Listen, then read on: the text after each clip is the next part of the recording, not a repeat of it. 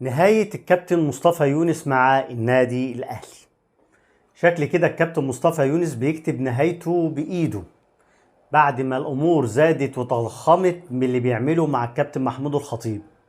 كابتن محمود الخطيب هيقدم بشكوى، إن ما كانش تقدم النهاردة بشكوى في النيابة العامة لما بدر من الكابتن مصطفى يونس في الأيام الماضية على الفضائيات وعلى السوشيال ميديا.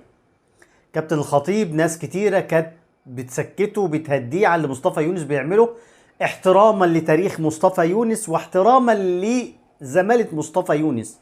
لكن مصطفى يونس الشيطان لعب في ودنه زيادة عن اللزوم، والعملية سخنانة عنده، والموضوع كده شكله هتبقى نهايته بالنيابة العامة.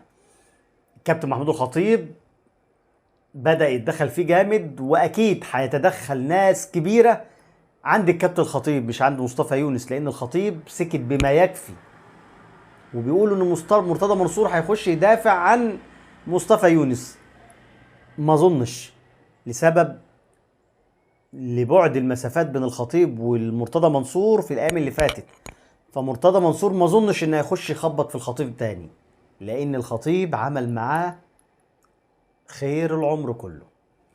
نهاية مصطفى يونس للأسف ابن النادي الأهلي. السلام عليكم.